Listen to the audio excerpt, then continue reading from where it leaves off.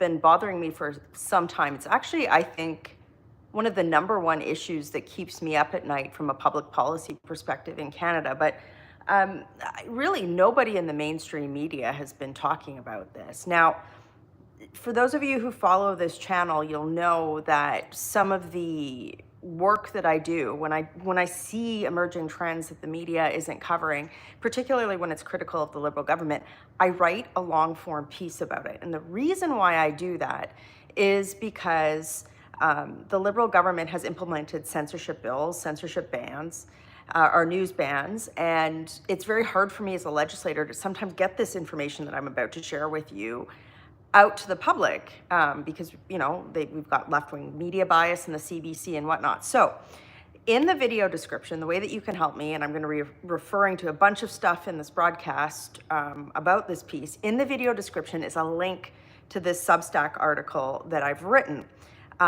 Everything that I'm going to talk about here, all the links and everything are in this piece, and it really helps me if you can click subscribe to that Substack article, because it allows me to directly communicate with you rather than hoping that you might see this on a social media platform, given that the Liberals have essentially brutally messed with social media algorithms through their censorship bills. And we know that there is bias in the media. So if you can click on the link that's in the video description and click subscribe to my Substack, it allows me to directly communicate with you and get this information to you in a timely way. Okay, so what's the issue that is really keeping me up at night right now? So it relates to immigration, but it's an angle that nobody's really been talking about. So the article that I just referenced that's in the video description, it's really a rebuttal to a piece that was featured in the Globe and Mail about a week ago. It was written by Globe and Mail columnist Andrew Coyne.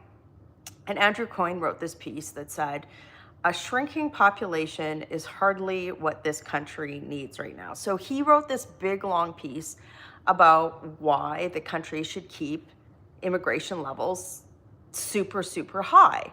Now, you know, his argument could have been cogent, except for he ignored three big pieces of information. The first two are kind of obvious, and the third is what I want to talk to you about today, more of a non-obvious perspective on why immigration levels in Canada need to be massively and dramatically curtailed. So the first two issues you have probably heard about already. The first is that we're in a massive youth unemployment crisis in Canada. The figures that I've been looking at are about 1 in 5 returning students, so students returning to school in the fall, they're actually unemployed. These are historic levels of youth unemployment. And the second thing is that there's millions of people in the country who are here not as permanent residents, but temporary residents. So they're temporary foreign labor, essentially, right? So on one hand, you have a youth unemployment crisis, and on the other hand, at the same time, you have temporary foreign workers competing with Canadian youth for those jobs.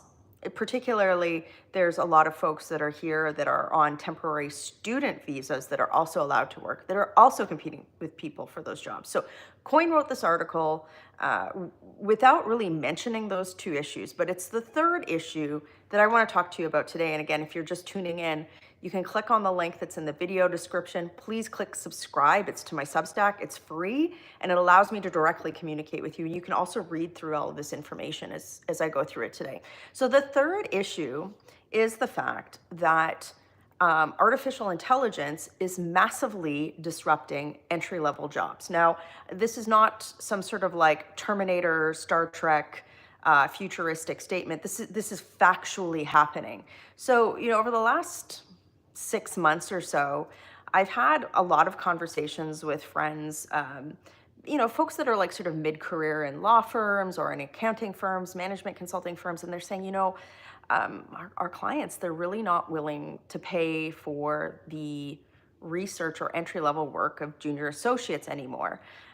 We haven't really been hiring as many of those positions. And why? It's because large language models like ChatGPT, like Grok, have really disrupted the need to hire entry-level jobs, right? Now, the thing is that those entry-level jobs are what? They're where people like you and I, like I'm 45 now, that's those entry-level jobs are where we learnt the skills on how to manage, how to critically think, how to problem solve, how to identify problems, right?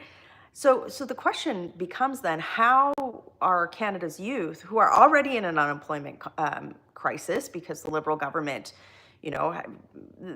completely mismanaged spending over the last decade, made very poor decisions for the economy, regulatory decisions, I could go on and on.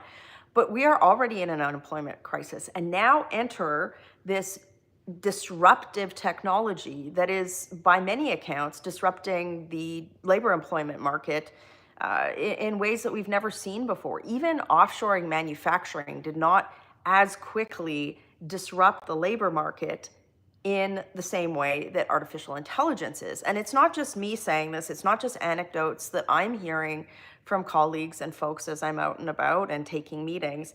CEIs of artificial intelligence firms, so for example, Anthropic's CEO recently predicted that AI could wipe out half of entry-level white-collar jobs and spike unemployment to 10 to 20% in the next 1 to 5 years. Now, if you're interested in reading these links and some of these statistics, if you want to check them out for yourself, again, the link to my article where I've written everything about this, it's in the video description. And if you click subscribe, as I do this type of research and public policy advocacy, I send this information directly to you for free so that you're not having to rely on the CBC to get a contrary take to what the Liberal government might be saying, which is usually everything is fine. Let's keep going on. I digress. So the Anthropic CEO, he admitted that, look, AI is disrupting entry-level white-collar jobs. We could see spikes in the very short term of unemployment of 10 to 20%.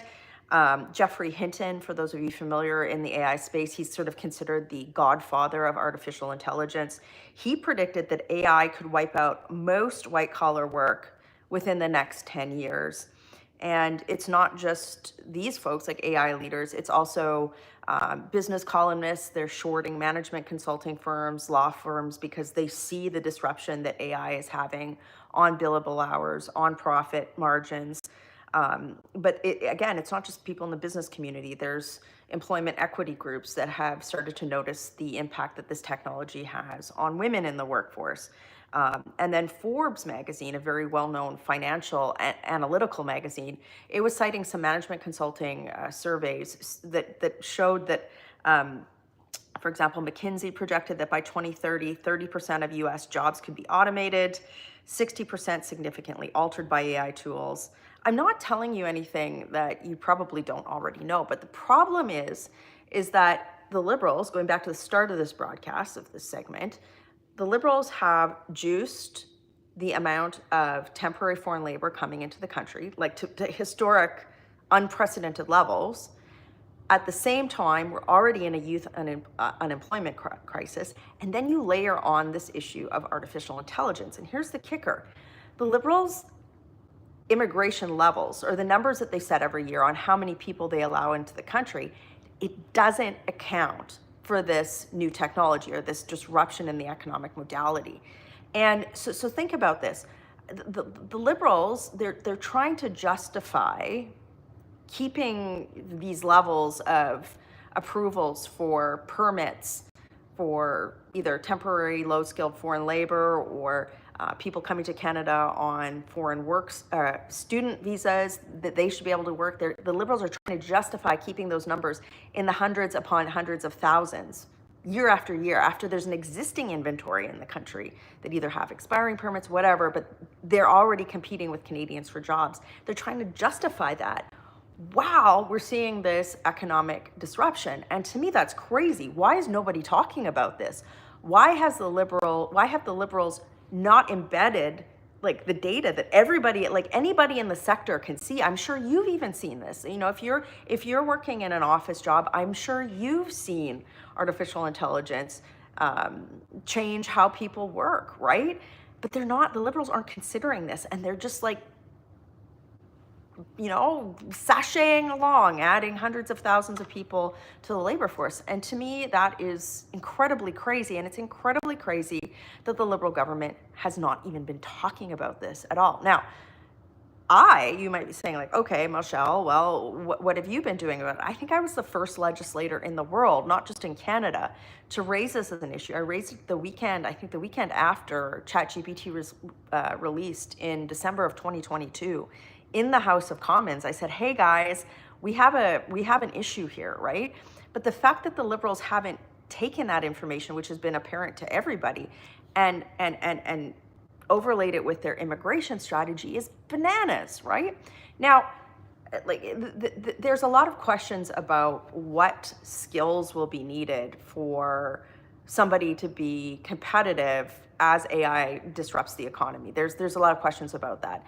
But one thing should be clear, the low-hanging fruit here is while those questions are being answered, in an already slow and lagging economy, the Liberal government shouldn't be just keeping the gates wide open to the country, particularly to low-skilled temporary foreign labor, right? So in that, columnist Andrew Coyne in the Globe and Mail, he didn't even touch on any of these issues, right? And this is the sort of narrative that you get from people like, for example, in the Century Initiative. That Century Initiative is, it's this group of people. I think they wanted 100 million people in the country in a very short period of time.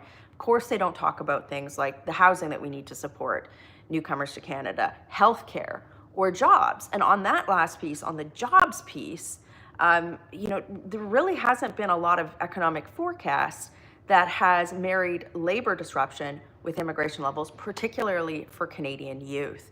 So, this is something that the Liberals can either just let happen to the country, or they can say, look, we maybe should be pausing immigration.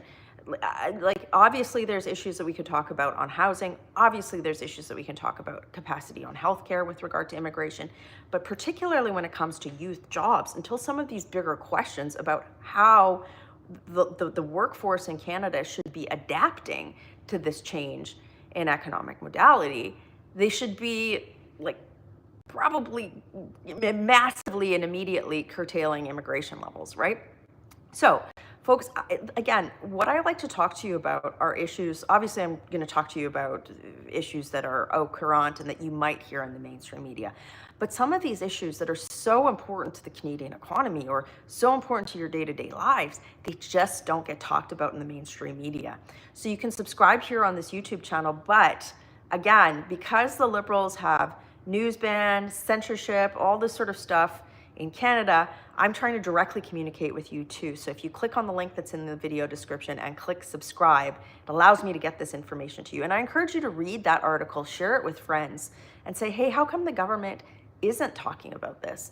The only way that we affect change in Canada is when people like you who watch this type of information actually share it among people, and then there's this critical mass of voices among the country.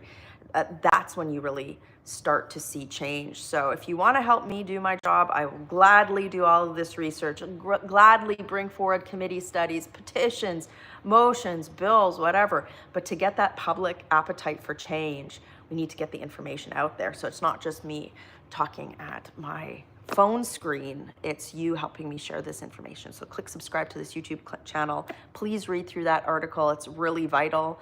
The link is in the video description, and share this information with some friends. I'm going to be coming back to you more on this topic, but a lot of other stuff, particularly over the course of the summer, as the Liberals have sort of failed to allow Parliament to sit. But certainly come fall, these are some of the big issues we will be addressing. Working hard for you. Have a great day.